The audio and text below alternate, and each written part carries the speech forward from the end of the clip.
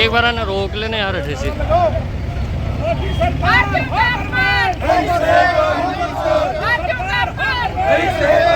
थोड़ा पीछा जाओ बच्चा मैं मार दूंगा तो कौन सी पीछा होने यार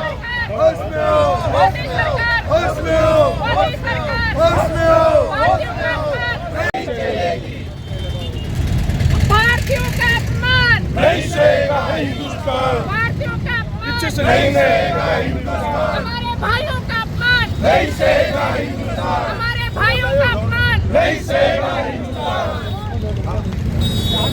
होश में आओ होश में आओ, होश में आओ, मोदी सरकार होश में आओ होश में आओ, होश में आओ, भारतीय सरकार होश में आओ होश में आओ, होश में आओ।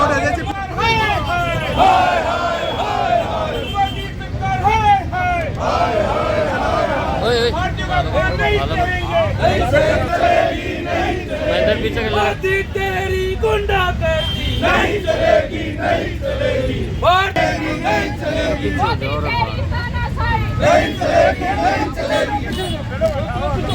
मोदी कोड़ी शर्म करो, शर्म करो, शर्म करो।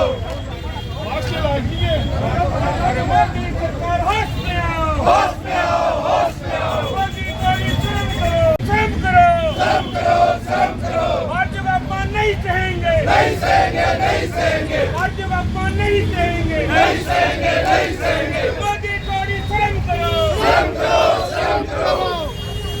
प्रदर्शन किया हमारा प्रदर्शन आज का जिस प्रकार हमारे भारतीय भाइयों के साथ अमेरिका में जो प्रवास के दौरान थे, वहाँ पर अपने रोजी रोटी के लिए गए हुए थे, वहाँ पर जिस प्रकार का व्यवहार हमारे भारतीयों के साथ किया गया, किस प्रकार हाथों में बेड़ियाँ हैं, पैरों में जंजीरें हैं डाल करके किस प्रकार के सेना के जहाज़ों के द्वारा उनका अमेरिका से निर्वासन किया गया, ये बेहद ही शर्मनाक बात है। दूसरी ओर हम बात करें कि हमारे देश के प्रधानमंत्री नरेंद्र मोदी जी कहते हैं कि देश में दुनिया में देश का डंका बज रहा है। क्या यही डंका बजना बाकी रह गया था दुनिया में कि हमारे जो भारतीय भाई थे जो रोजी रोटी के लिए दूसरे देशों में जाते हैं, इस प्रकार का अपमान हम कभी भी सहन करने वाले नहीं हैं।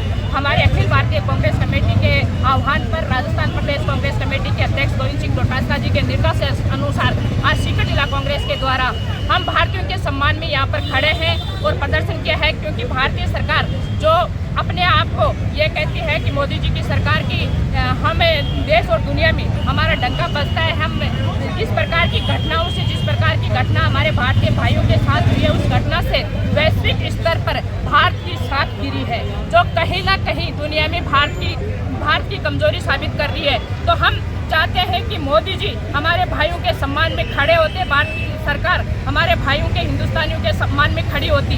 हम बात करें कोलंबिया के राष्ट्रपति की, कोलंबिया के राष्ट्रपति ने स्पष्ट चेतावनी दी ट्रंप जी को कि ट्रंप जी हमारे देश नागरिकों के साथ आप अपमान नहीं कर सकते, वो कोई देशद्रोही नहीं है, कोई आतंकवादी नहीं है, उनको सम्मान के साथ आप भेज सकते हैं। ऐसे हमारे देश के प्रधानमंत्री नरेंद्र मोदी जी भी मांग कर सकते थे कि भारतीयों को बड़े ही सम्मान के साथ वापस भेजा जा सकता था, लेकिन मोदी जी कभी कहते हैं आपकी बात ट्रंप सरकार, कभी करते हैं नमस्ते ट्रंप के कार्यक्रम, कभी कहते हैं ट्रंप मेरे मित्र हैं। या ये मित्र इसीलिए हैं जो हमारे देश की गरिमा को नीचे गिराए, हमारे देश की गरिमा को तार तार करे, हमारे भारतीयों के मान और सम्मान को ठेस पहुंचाए।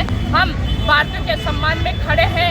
आज देश में क्या माहौल हो रहा है, भाई को भाई से लड़ाया जा रहा है, लेकिन देश की सरकार को कोई चिंता नहीं। कुंभ जैसे महाकुंभ में हजारों लोग वहाँ पर शांत हुए हैं, उनके लिए संसद में 2 मिनट का मौन नहीं किया जा रहा।